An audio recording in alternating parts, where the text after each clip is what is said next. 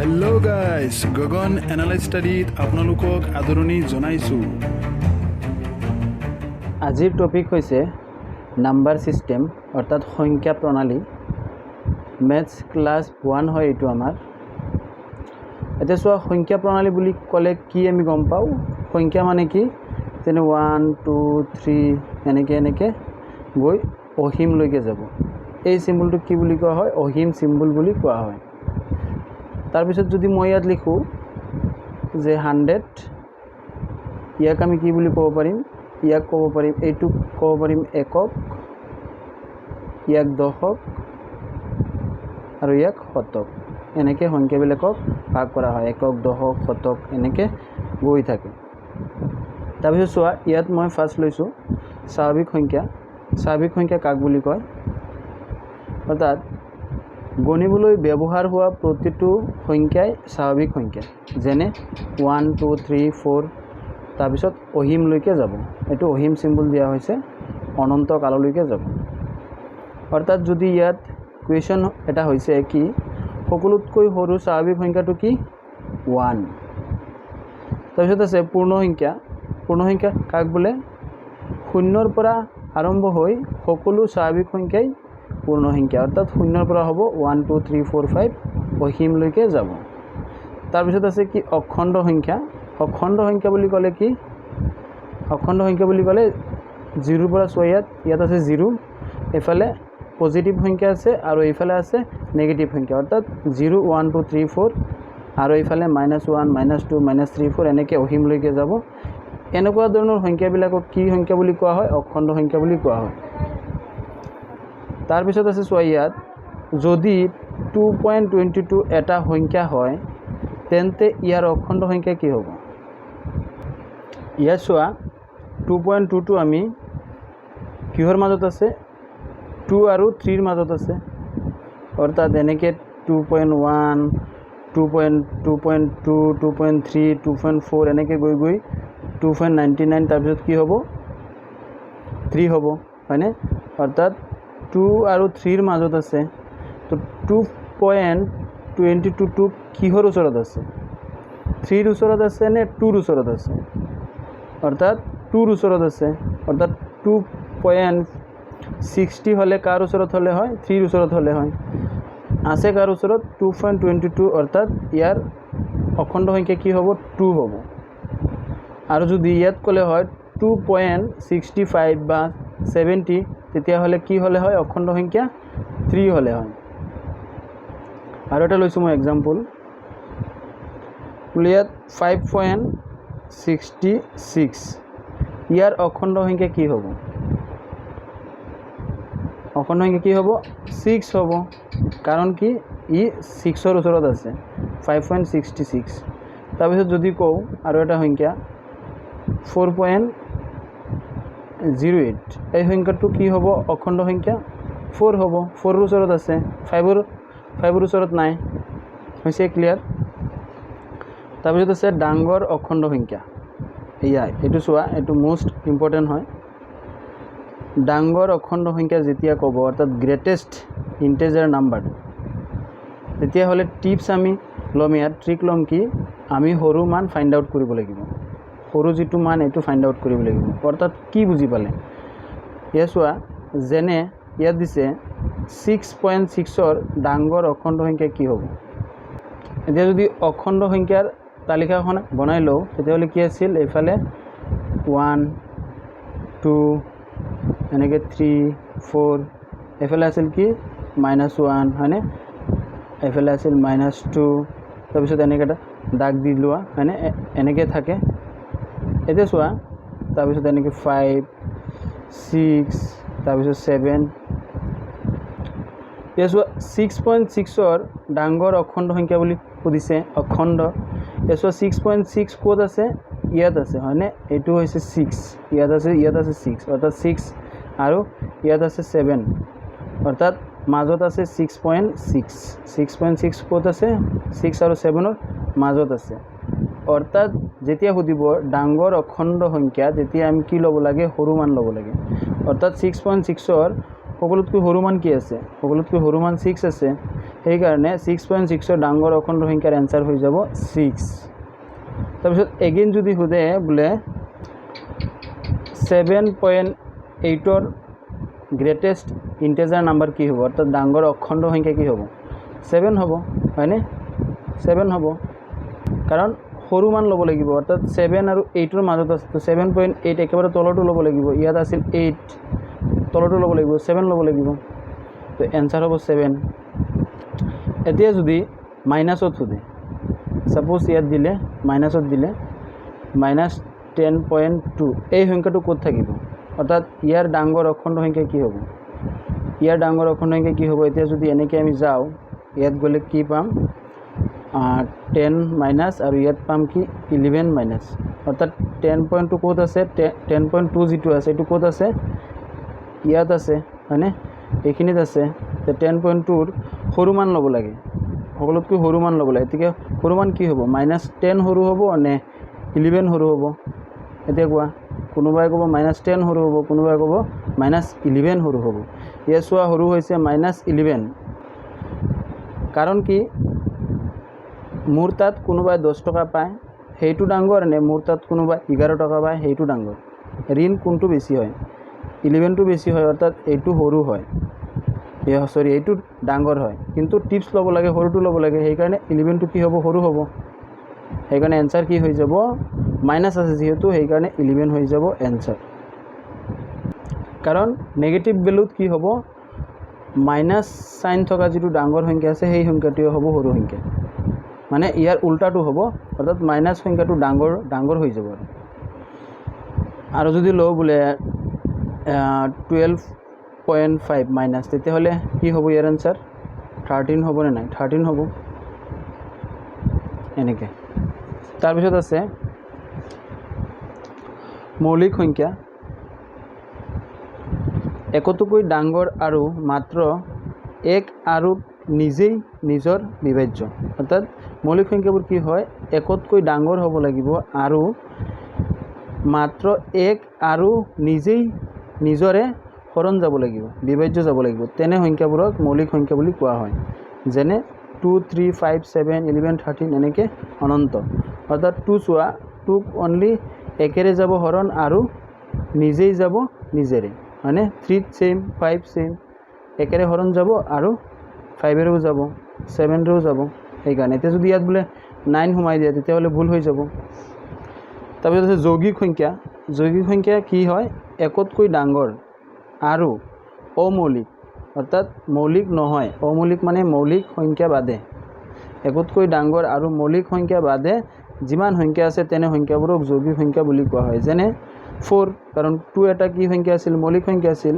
অৰ্থাৎ ইয়াত যৌগিক সংখ্যা বুলি ক'লে 2 বাদ দিব লাগিব 3 বাদ দিব লাগিব অৰ্থাৎ 4 আহি যাব একতকৈ ডাঙৰ হ'ব লাগিব আৰু মৌলিক সংখ্যা বাদ দিব লাগিব 4 6 8 9 এনেকৈ গৈ থাকিব 4 6 8 9 এনেকৈ গৈ থাকিব তাৰপিছত আছে যুগ্ম সংখ্যা বুলি ক'লে ইয়াত এক্সামত ডাইৰেক্ট কুৱেশ্যন হয় সকলোতকৈ সৰু যৌগিক সংখ্যাটো কি এনসাৰ কি হ'ব 4 হ'ব ইয়াত কোনোবাই অপশ্যন দিব 2 4 3 1 এনেকৈ দিব অপশ্যন ইয়াতো ডাইৰেক্ট সবে 2 দি আহি যায় মনত ৰাখিবা সকলোতকৈ সৰু যৌগিক সংখ্যাটো হৈছে 4 এইটো কেইবাবাৰো আহিছে এক্সামত টেটত আহিছে তাৰপিছত এপিডিচিএলত আহিছে এনেকৈ আহিছে সকলোতকৈ সৰু যৌগিক সংখ্যা 4 তাৰপিছত যুগ্ম সংখ্যা যিবোৰ অখণ্ড সংখ্যা বুলি কৈছে অৰ্থাৎ অখণ্ড সংখ্যা আমি কি পাইছিলোঁ 0 1 -1 -2 এইবোৰ যিবোৰ অখণ্ড সংখ্যাক 2ৰে হৰণ কৰিব পাৰি তেনে সংখ্যাবোৰক যুগ্ম সংখ্যা বুলি কোৱা হয় অৰ্থাৎ +-2 +-4 এনেকৈ অযুগ্ম সংখ্যা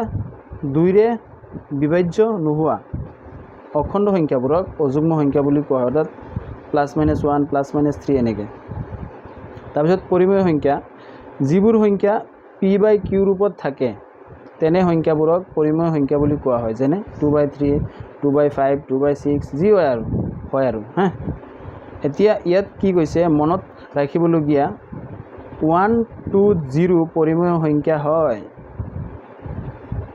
1 2 0 পৰিমেয় সংখ্যা হয় কাৰণ চোৱা 1ক যদি আমি 1ৰ তলতে 1 ধৰোঁ তেতিয়াহ'লে কি হ'ব একে হ'ব সেইবাবে আমি 1 সংখ্যাটোক এইভাবেও লিখিব পাৰোঁ 2 সংখ্যাটোকো আমি এই হিচাপে লিখিব পাৰোঁ কাৰণ ভাগ কৰিলে কি হয় 2 হয় 01কো আমি এইভাবে লিখিব পাৰোঁ 0 সংখ্যাটোক সেইকাৰণে 0 2 1 সংখ্যাকেইটা পৰিমেয় সংখ্যা হয় কিন্তু 2/0 সংখ্যাটো পৰিমেয় সংখ্যা নহয় মনত ৰাখিবলগীয়া কথা 2/0 সংখ্যাটো পৰিমেয় সংখ্যা নহয় তাৰপিছত আছে অপৰিমেয় সংখ্যা যিবোৰ সংখ্যা p/q ৰূপত লিখিব নোৱাৰি তেনে সংখ্যাবোৰক অপৰিমেয় সংখ্যা বোলে যেনে √2 √3 √4 এনেকৈ সংখ্যাবোৰক অপৰিমেয় সংখ্যা বোলে জানিবলগীয়া কিছু বিষয় এছোৱা 1 সংখ্যাটো মৌলিক বা যৌগিক নহয় 1 সংখ্যাটো মৌলিকো নহয় যৌগিকো নহয় কাৰণ সকলোতকৈ সৰু যৌগিক সংখ্যা কি 4 মৌলিক সংখ্যা কি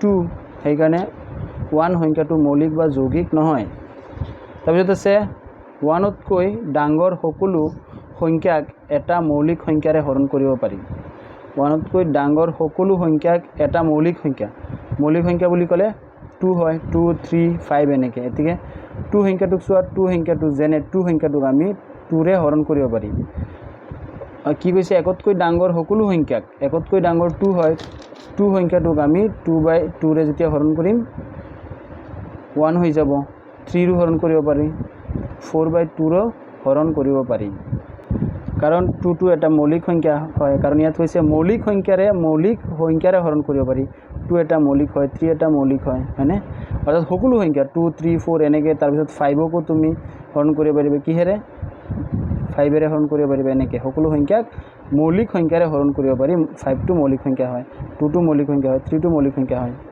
ঠিক আছে তাৰপিছত ইয়াত আৰু কিছুমান বিষয় জানিবলগীয়া আছে ইয়াছোৱা দিয়া আছে 9707ত 7ৰ নিজা মান কি হ'ব অৰ্থাৎ ফেচ ভেলু কি হ'ব ইয়াত ফেচ ভেলু সুধিছে অৰ্থাৎ নিজা মান তাৰপিছত ইয়াত সুধিছে এই সংখ্যাটোত 9ৰ স্থানীয় মান কি হ'ব প্লেচ ভেলু কি হ'ব আৰু এইটোত সুধিছে ইমানৰ 67ৰ বিপৰীতমুখী মান অৰ্থাৎ ৰিভাৰ্ছ ভেলু কি হ'ব এইখিনিৰ ওপৰত বহুত কুৱেশ্যন হয় সেইকাৰণে মই এইখিনি আপোনালোকক মনত পেলাই দিছোঁ ইয়াত যেতিয়া ক'ব 7ৰ নিজা মান অৰ্থাৎ ফেচ ভেলু বুলি ক'ব তেতিয়াহ'লে সংখ্যা যিটো দেখা গৈছে সেই সংখ্যাটোৱে হৈছে ইয়াৰ ফেচ ভেলু এতিয়া চোৱা ইয়াত দুটা 7 আছে দুটা 7 অৰ্থাৎ ইয়াতো 7ৰ ফেচ ভেলু 7 হ'ব আৰু ইয়াতো 7ৰ ফেচ ভেলু 7 হ'ব এতিয়া যদি সাপোজ আৰু এটা সংখ্যা লৈ মই বোলে ইয়াত আৰু এটা সংখ্যা লৈছোঁ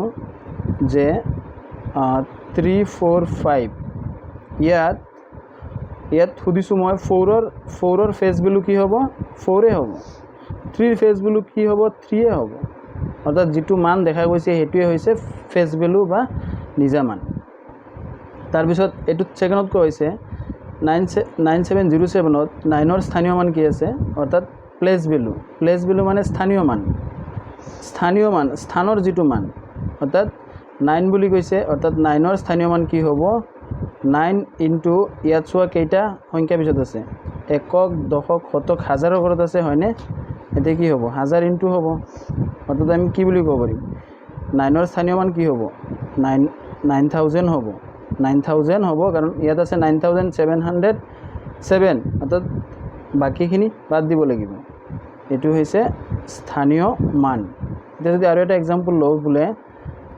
7779 ইয়াত 7ৰ স্থানীয় মান কি হ'ব এইটো 7ৰ সুধিছোঁ মই এইটোৰ নহয় ইয়াত 7ৰ স্থানীয় মান কি হ'ব 70 হ'বনে নাই কাৰণ চোৱা 7 ইনটু 10 কৰিলে একক দশকৰ ঘৰত আছে 70 হ'ব হয়নে তাৰপিছত আছে 67ৰ বিপৰীতমুখী মান কি হ'ব ৰিভাৰ্ছ ভেলু কি হ'ব 76 হ'ব ইয়াৰ উলুটা ডাইৰেক্টলি 76 হ'ব এনেকুৱা কুৱেশ্যনতো কিছুমানৰ পাজল লাগি যায় তাৰপিছত আৰু কিছুমান বিষয় জানিবলগীয়া আছে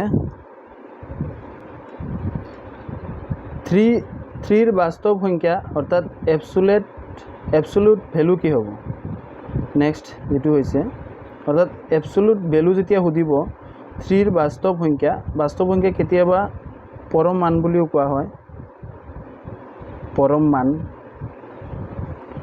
তেতিয়া আমি 3 সংখ্যাটোৰ বাস্তৱ সংখ্যা 3 হ'ব 3ৰ সংখ্যাৰ জানো বাস্তৱ সংখ্যা বেলেগ হ'ব নেকি 3 হ'ব -3ৰ বাস্তৱ সংখ্যা কি হ'ব 3 হ'ব কাৰণ আগত 3 আহিছে তাৰপিছত আহিছে -3 -3ৰ সৃষ্টি কৰিব হৈছে 3ৰ পৰাই হৈছে অৰ্থাৎ -3 বাস্তৱ সংখ্যা 3 হ'ব। তাৰপিছত যদি মই কওঁ যে 7 বাস্তৱ সংখ্যা কি হ'ব 7 হ'ব। তাৰপিছত যদি কওঁ মই 3 - 7 বাস্তৱ সংখ্যা কি হ'ব 3 - 7 বাস্তৱ সংখ্যা এতিয়া 3 - 7 বুলি কৈছোঁ অৰ্থাৎ 3 পৰা -7 গ'লে কি হ'ব -4 হ'ব। তো -4 বাস্তৱ সংখ্যা কি হ'ব এতিয়া 4 হ'ব।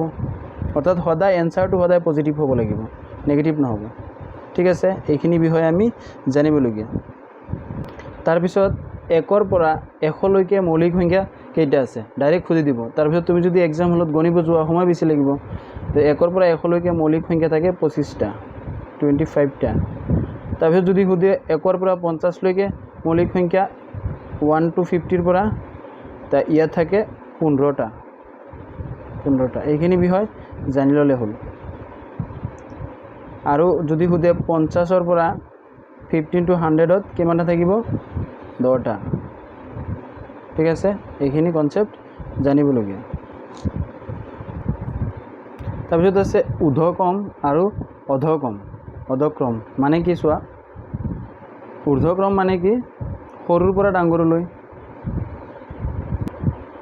ঊৰ্ধ্বক্ৰম মানে কি সৰুৰ পৰা ডাঙৰলৈ। এতিয়া চোৱা আছে সৰুৰ পৰা ডাঙৰলৈ, যেনেকৈ 2 লৈছোঁ মই ইয়াত এটা সংখ্যা, মই সংখ্যা লৈছোঁ 2 4 এনেকৈ 6 হয়নে, এনেকৈ সংখ্যাবিলাক সৰুৰ পৰা ডাঙৰ হৈ গৈছে। অৰ্থাৎ আমি কি ক'ব পাৰোঁ যে এইটো সংখ্যা এনেকৈ হ'ব দাগ হয়নে, কাৰণ এইটো প্ৰথম সৰু, তাৰপিছত এইটো সৰু, তাৰপিছত এইটো সৰু। তাৰপিছত অধক্ৰম মানে কি, ইয়াক কি বুলি কয় ইংৰাজীত এচেণ্ডিং অৰ্ডাৰ বুলি কোৱা হয় আৰু ইয়াক ডিচেণ্ডিং অৰ্ডাৰ বুলি কোৱা হয়, এচেণ্ডিং এণ্ড ডিচেণ্ডিং। তাৰপিছত ডাঙৰৰ পৰা সৰুলৈ বুলি ক'লে কি হ'ব, যেনেকৈ ইয়াত 6 হৈ যাব, ইয়াত 4 হৈ যাব, ইয়াত 2 হৈ যাব। অৰ্থাৎ দাগকেইটা কেনেকৈ হ'ব এতিয়া এনেকৈ হ'ব ডাঙৰৰ পৰা সৰুলৈ। তাৰপিছত নেক্সট জানিবলগীয়া বিষয় হৈছে বৈজ্ঞানিক পদ্ধতি। বৈজ্ঞানিক পদ্ধতিত কি হয় দে চোৱা, বৈজ্ঞানিক পদ্ধতিত এটা তোমাক মান দিব, সেই মানটো আমি বৈজ্ঞানিক ৰূপত হেৰি কৰিব লাগে হা। এতিয়া যেনেকৈ বৈজ্ঞানিক ৰূপত কেনেকৈ নিবা তুমি, তাৰ এটা সূত্ৰ আছে, সূত্ৰটো হৈছে n × 10 to the power ± n হ'ব লাগে। n মানে নাম্বাৰ, 10 হ'ব, তাৰপিছত প্লাছ মাইনাছ আকৌ নাম্বাৰ হ'ব। এতিয়া চোৱা কেনেকৈ হ'ব, ইয়াত ধৰা 7500 সংখ্যা এটা দিছে, এইটোত কিন্তু কুৱেশ্যন হয় দেই। তাৰপিছত এইটো সংখ্যা দিছে, তো সংখ্যাটো ক'ব তোমাক যে এই সংখ্যাটোক বৈজ্ঞানিক পদ্ধতিত নিব লাগে। অৰ্থাৎ বৈজ্ঞানিক পদ্ধতিত নিলে কি হ'ব, আমি ইয়াত যিকেইটা সংখ্যা থাকে যদি সংখ্যাটো পজিটিভ হয় তেতিয়াহ'লে কি হ'ব, লেফ্টৰ ফালে গতি কৰিব, এনেকৈ গতি কৰিব হা। অৰ্থাৎ 75 আছে নহয়, আমি এই সংখ্যাটোক আমি কি কৰিব লাগে, ইয়াৰ নাম্বাৰ কি আছে 75 আছে, অৰ্থাৎ নাম্বাৰ সংখ্যাটো লিখি লাষ্টৰ দুটা সংখ্যা আছে নহয়, একদম প্ৰথমটোৰ ছেকেণ্ড ঘৰত কি দিব লাগে, দশমিক দিব লাগে। তাৰপিছত ইয়াত চোৱা শূন্য কেইটা আছে, একক, দশক, শতক, এনেকৈ দশমিক দিছোঁ যদি ইয়াত, দশমিক যদি মই ইয়াত দিছোঁ, তাৰপিছত কি হ'ব শতক হ'ব। অৰ্থাৎ 7.5 ইয়াত কাউণ্ট হৈ যাব। আৰু ইয়াত ইনটু ফ্ৰম আছে, ইনটু 10 কেইবাৰ হ'ব, ইয়াত 10 কেইবাৰ হ'ব, 1 2 3 বাৰ হ'বনে নাই, অৰ্থাৎ কি হ'ব ইয়াত +3 হৈ যাব। বুজি পাইছানে, বুজি পোৱা নাই? আৰু এটা লৈছোঁ এক্সাম্পল, ইয়াত 85 লৈছোঁ, 0.00 লৈছোঁ, ইয়াৰ কি ফৰ্ম হ'ব 85, দুটা সংখ্যা আছে ইয়াত দিব লাগে। চ' 8.5 লাষ্টত ইনটু 10 to the power 1 2 3, অৰ্থাৎ একক, দশক, শতক, অৰ্থাৎ 10 to the power 3 হ'ব। এইটো প্লাছ কিন্তু হা, প্লাছ দিলেও হ'ব নিদিলেও হ'ব। তাৰপিছত যদি নেগেটিভ সংখ্যাত থাকে, নেগেটিভ সংখ্যা বুলি ক'লে যেনেকৈ যদি এনেকৈ সংখ্যাত থাকে 0.0000, তাৰপিছত 5 6 6 এনেকৈ সংখ্যাত থাকে, তেতিয়া কি হ'ব লাষ্টত চোৱা এই এনেকৈ আহিব তেতিয়া, অৰ্থাৎ ইয়াত হ'ব দশমিক, তেতিয়া মানে ইয়াত হ'ব দশমিকটো, একেবাৰে শেষৰটোৰ ইয়াত হ'ব, অৰ্থাৎ 5.66 হ'ব নাম্বাৰ ইনটু কি হ'ব দশমিক দিয়াৰ পিছত চোৱা কেইটা আছে, একক, দশক, শতক, হাজাৰ, অযুত, অৰ্থাৎ কি হ'ব 10 to, অৰ্থাৎ কেইটা সংখ্যা আছে চোৱা 1 2 3 4 5টা সংখ্যা আছে, অৰ্থাৎ 10 to the power 5 হ'ব। কিন্তু এই সংখ্যাটো যিহেতু নেগেটিভ হয় সেইকাৰণে আগত মাইনাছ হৈ যাব। আৰু এটা লৈছোঁ এক্সাম্পল চোৱা, বোলে ইয়াত দিছে 0036 ইয়াক আমি বেলেগ পদ্ধতিটো কৰিব পাৰোঁ, তাত সময় বেছি লাগে, সেইকাৰণে এইটো ডাইৰেক্ট ৰিকুৱেষ্ট কৰিলে হ'ল। এই সংখ্যা দুটা আছে, অৰ্থাৎ ইয়াত হ'ব দশমিক, অৰ্থাৎ 3.6 ইনটু কি হ'ব, ইয়াত দশমিক দিয়াৰ পিছত কেইটা থাকিল, এটা দুটা তিনিটা চাৰিটা, অৰ্থাৎ 10⁴ নেগেটিভ সংখ্যা হয়, অৰ্থাৎ ডেচিমেল সংখ্যা হয়, ডেচিমেল সংখ্যা হ'লে মাইনাছ হ'ব আগত, নেগেটিভ নহয় দেই, ডেচিমেল সংখ্যা আগত যদি দশমিক থাকে। তো এনেকৈ ধৰণে হ'ব। তাৰপিছত যদি আৰু এটা দিয়ে বোলে সংখ্যাটো দিছে কি 865.52, এই সংখ্যাটো বৈজ্ঞানিক পদ্ধতি নিব লাগে। তেতিয়া কি কৰিম, তেতিয়া দশমিক দিছে ক'ত চোৱা, ইয়াত দি দিছে দশমিক অলৰেডি, তেতিয়া আমি কি কৰিম, ইয়াত দিম দশমিক, অৰ্থাৎ 8.65 লৈ ল'ম, 8.65 লৈ যিটো 52 আছে সেইটো ল'ব লাগিব, বিকজ ইয়াত শূন্য নাই, শূন্য থাকিলে আমি বাদ দিলোঁ হয়, শূন্য নাই যিহেতু এইখিনি সংখ্যাও ল'ব লাগিব। তাৰপিছত কি হ'ব, ইনটু হ'ব 10⁻, তাৰপিছত দশমিক ক'ত আছিল, এইখিনিত আছিল, এইখিনিৰ পৰা আমি ক'লৈকে গ'লোঁ, এইখিনিত গ'লোঁ, অৰ্থাৎ দুটা সংখ্যালৈকে গ'লোঁ, অৰ্থাৎ ইয়াত কি হ'ব 10⁻² হ'ব, যিহেতু সংখ্যাটো ডেচিমেল সংখ্যা হয়, সেইকাৰণে মাইনাছ হ'ব। সেইটো হৈছে শুদ্ধ উত্তৰ। গম পাইছা, এনেকুৱা ধৰণৰ সংখ্যাবিলাকক কোৱা হয় বৈজ্ঞানিক পদ্ধতি, মোষ্ট ইম্পৰ্টেণ্ট হয়, নোটছ কৰি ল'বা গোটেইখিনি বস্তু। তাৰপিছত কি শিকিম, ৰোমান্স নাম্বাৰ। ৰোমান্স নাম্বাৰ বুলি ক'লে কি আমি গম পাওঁ, ঘড়ীত যিবিলাক নাম্বাৰ থাকে, কিছুমান ঘড়ীত হয়নে, কিছুমান ঘড়ীত কি থাকে, আই থাকে, এক্স থাকে, সেই সংখ্যাবিলাকক ৰোমান্স নাম্বাৰ বুলি কোৱা হয়। এতিয়া 1ক আমি কেনেকৈ জানো, এইটোক 1 বুলি কোৱা হয়, মানে 10ক কি বুলি জানো, এক্স বুলি কোৱা হয়, x = 10 বুলি কোৱা হয়। তাৰপিছত আমি 20 কি বুলি জানো, XX বুলি কোৱা হয়, XX অৰ্থাৎ 20 হয়। XXX বুলি ক'লে কি হ'ব, 30 হ'ব। এতিয়া 40 কি 4x হ'ব নেকি, নহ'ব, বিকজ 4x নহ'ব। ৰোমান্স নাম্বাৰত ৰুলছত ফ'লো নহয় যে এটা সংখ্যাই, অৰ্থাৎ এটা আলফাবেটেই বাৰে বাৰে মানে 3 বাৰতকৈ বেছি ৰিভাইজ নহ'ব, সেইকাৰণে ইয়াত যিটো 40 হ'ব। এতিয়া আমি 50 কি বুলি জানো, 50 মানে L বুলি জানো আমি, অৰ্থাৎ তেতিয়াহ'লে 40 কি হ'ব, XL হ'ব, Lৰ আগত 10 দি দিছোঁ, কি হ'ব 40। LX কিমান হ'ব, 60 হ'ব। L3XX কিমান কি হ'ব, 80 হ'ব। তাৰপিছত 100 কিমান, 100 মানে C, 100 মিন C হয়নে, তো Cৰ আগত 10 দি দিলে কি হৈ যাব, 90 হৈ যাব। তাৰপিছত 500 সমান কিমান, 500 সমান কিমান, 500 সমান D, 1000 সমান কিমান, 1000 সমান M। এইখিনি জানিবলগীয়া বিষয়, ৰোমান্স সংখ্যা, ঠিক আছে, এইখিনি জানিবলগীয়া বিষয়। তাৰপিছৰ টপিক হৈছে উৎপাদক। উৎপাদক বুলি ক'লে কি বুজো আমি, এটা সংখ্যাক যিবোৰ সংখ্যাৰে বাকী নোলোৱাকৈ হৰণ কৰিব পাৰি, সেইবোৰ সংখ্যাক উৎপাদক বুলি কোৱা হয়। যেনে মই ইয়াত এটা সংখ্যা লৈছোঁ, এটা সংখ্যা মই 6 লৈছোঁ। এতিয়া 6 সংখ্যাটোক কি কি সংখ্যাৰে হৰণ কৰিব পাৰি, 6ক যদি হৰণ 1ৰে সমান কি হ'ব, 6 হ'ব। তাৰপিছত 6ক আমি কিহেৰে হৰণ কৰিব পাৰি, 2ৰে হৰণ কৰিব পাৰি। তাৰপিছত আমি 6ক 3ৰে হৰণ কৰিব পাৰি, হয়নে, অৰ্থাৎ আমি কি ক'ব পাৰি, 6ৰ উৎপাদক কি হ'ব, ইয়াত 6ৰ উৎপাদক কি হ'ব, এইখিনি সংখ্যা হ'ব 6ৰ উৎপাদক, হয়নে, 1 2 3, এই গোটেইখিনি হ'ব 6ৰ উৎপাদক। 6ক আৰু এটা সংখ্যাৰে হৰণ কৰিব পাৰি, ৰৈ গ'ল টপিকটো। 6ক আমি 6ৰেও হৰণ কৰিব পাৰি।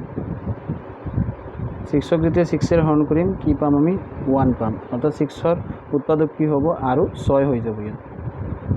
নেক্সট লৈছোঁ এটা, ধৰা ইয়াত লৈছোঁ মই 8, 8ৰ উৎপাদক কি হ'ব, 8ক আমি কিহেৰে হৰণ কৰিব পাৰি, 1। তাৰপিছত 8ক 2ৰে হৰণ কৰিব পাৰি, তাৰপিছত 8ক কিহেৰে হৰণ কৰিব পাৰি, 4ৰে কৰিব পাৰি। 8ক কিহেৰে হৰণ কৰিব পাৰি, 8ৰেও হৰণ কৰিব পাৰি। অৰ্থাৎ 8ৰ উৎপাদক বুলি ক'লে কি কি হ'ব, 8ৰ উৎপাদক বুলি ক'লে কি কি হ'ব, 1 2 4 আৰু 8, অৰ্থাৎ এই চাৰিওটা হ'ব উৎপাদক। এতিয়া এই উৎপাদকৰ ভিত্তিত কিছুমান কুৱেশ্যন হয় যে সকলোতকৈ ডাঙৰ উৎপাদকৰ সংখ্যাটো কি, সকলোতকৈ ডাঙৰ উৎপাদকৰ সংখ্যাটো হ'ব সংখ্যাটো নিজেই। এতিয়া চোৱা, সকলোতকৈ ডাঙৰ উৎপাদকৰ সংখ্যাটো কি হ'ব, সংখ্যাটো নিজেই, অৰ্থাৎ 8 হ'ব। আৰু সকলোতকৈ সৰু উৎপাদকৰ সংখ্যাটো কি অৰ্থাৎ এক সংখ্যাটো হ'ব এনেকুৱা এটা সংখ্যা যি সংখ্যা সকলো সংখ্যাৰ উৎপাদক হয় কুৱেশ্যনত দি দিব যে কোন সংখ্যাটো সকলো সংখ্যাৰ উৎপাদক হয় তেতিয়া আমি ক'ব পাৰিম 1 সংখ্যাটো সকলো সংখ্যাৰ উৎপাদক হয় এইখিনি হৈছে উৎপাদকৰ ধৰ্ম আৰু সুধিব পাৰে যে এটা সংখ্যাৰ আটাইতকৈ সৰু উৎপাদকটো কি আটাইতকৈ সৰু উৎপাদক কি হ'ব 1 হ'ব আৰু প্ৰতিটো সংখ্যা নিজেই নিজৰ উৎপাদক হয় যেনেকৈ 8 8ৰ উৎপাদক হৈছে 6 6ৰ উৎপাদক হৈছে এইখিনি হৈছে উৎপাদকৰ ধৰ্ম মনত ৰাখিবা এইখিনি নোটছ কৰি ল'বা তাৰপিছত আছে গুণিতক বুলি ক'লে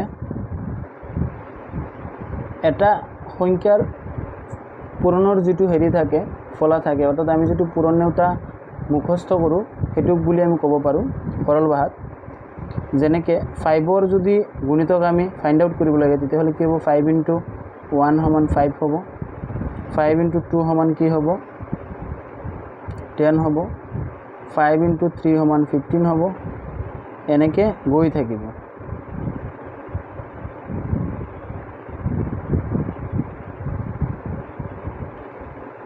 অৰ্থাৎ আমি ক'ব পাৰোঁ 5ৰ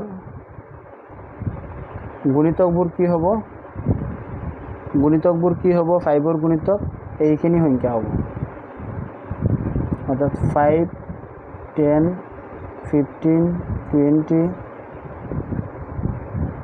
25 এনেকৈ অসীমলৈকে গৈ থাকিব অৰ্থাৎ অসীমলৈকে গৈ থাকিব এনেকুৱা সংখ্যাবোৰক গুণিতক সংখ্যা বুলি কোৱা হয় তাৰ পৰাও প্ৰশ্ন হয় যে এটা সংখ্যাৰ আটাইতকৈ সৰু গুণিতক সংখ্যাটো কি এটা সংখ্যাৰ আটাইতকৈ সৰু গুণিতক সংখ্যাটো হৈছে সংখ্যাটো নিজেই চোৱা আটাইতকৈ সৰু গুণিতক সংখ্যাটো হৈছে সংখ্যাটো নিজেই 5 ওলাইছে তাৰপিছত আৰু কি হয় কুৱেশ্যন যে প্ৰতিটো সংখ্যা একৰ গুণিতক হয়নে ইয়েছ মাষ্ট বি প্ৰতিটো সংখ্যা একৰ গুণিতক হয় তাৰপিছত আছে মৌলিক উৎপাদক এটা সংখ্যাৰ উৎপাদকবোৰৰ ভিতৰত যিবোৰ সংখ্যা মৌলিক হয় সেইবোৰক কোৱা হয় মৌলিক উৎপাদক যেনে মই 12 লৈছোঁ 12ক যদি আমি কি সংখ্যা হ'ব ইয়াৰ উৎপাদক অৰ্থাৎ 12 * 1 কি হ'ব 12 * 12 হ'ব 2 পূৰণ 6 কি হ'ব 12 হ'ব 3 পূৰণ 4 কি হ'ব 12 হ'ব অৰ্থাৎ আমি কি পাৰোঁ 12ৰ উৎপাদক কি পাম আমি গোটেইখিনি হ'ব 12ৰ উৎপাদক মানে 1 2 3 4 6 12 মানে গোটেইখিনি হ'ব বাকী কোনো সংখ্যাৰে 12ক আমি পূৰণ কৰিব নোৱাৰি অৰ্থাৎ 12ক আমি হৰণ কৰিব নোৱাৰি অৰ্থাৎ 3ৰে হৰণ কৰিব পাৰিম 4ৰে পাৰিম 2ৰে পাৰিম 6ৰে পাৰিম এনেকৈ অৰ্থাৎ 12ৰ উৎপাদক হ'ব এইখিনি 12ৰ মৌলিক উৎপাদক কি হ'ব মৌলিক সংখ্যা 2ৰ পৰা ষ্টাৰ্ট হয় 2 3 হ'ব 4 জানো হ'ব 6 জানো হ'ব 12 জানো নহ'ব অৰ্থাৎ 12ৰ মৌলিক উৎপাদক কি হ'ব 2 and 3 আজিৰ লাষ্ট টপিক হৈছে আন্তৰ্জাতিক সংখ্যা অৰ্থাৎ ইণ্টাৰনেশ্যনেল নাম্বাৰছ অৰ্থাৎ একক হাজাৰ মিলিয়ন বিলিয়নত থাকে একক হাজাৰ মানে কি চবে জানো মিলিয়ন মানে কি ইণ্ডিয়ান টকাত বিলিয়ন মানে কি অৰ্থাৎ ইণ্ডিয়ান টকাত ক'ব গ'লে 1 মিলিয়ন সমান কিমান হয় 10 লাখ হয় 10 লাখ হয় আৰু 1 বিলিয়ন সমান কিমান হয় 100 কোটি হয় 100 কোটি হয় অৰ্থাৎ 100 কৰোৰ হয় মানে এইখিনি বস্তু শিকাৰ প্ৰয়োজন কাৰণ এক্সামিনাৰে আমাক ইণ্ডিয়ান টকাত কিছুমান টকা দি দিব সেইখিনিক আমি আন্তৰ্জাতিক টকাত নিব লাগিব অৰ্থাৎ আজি কি হৈছে আজি আমি গোটেইখিনি সংখ্যা প্ৰণালীৰ গোটেইখিনি কনচেপ্ট ক্লিয়াৰ কৰিলোঁ তোমালোকে এইখিনি বস্তু মনত পেলাই ল'বা আৰু অতি সোনকালে মই পাৰ্ট 2 লৈ আহিম অৰ্থাৎ এক্সাম্পলৰ সহায়ত গোটেইখিনি কুৱেশ্যন আমি সলভ কৰিম আৰু প্ৰিভিয়াছ ইয়াৰৰ কুৱেশ্যন পেপাৰ লগত লৈ আহিম ঠিক আছে ভিডিঅ' চাই যদি ভাল লাগে লাইক কৰিবা কমেণ্ট কৰিবা শ্বেয়াৰ কৰিবা থেংক ইউ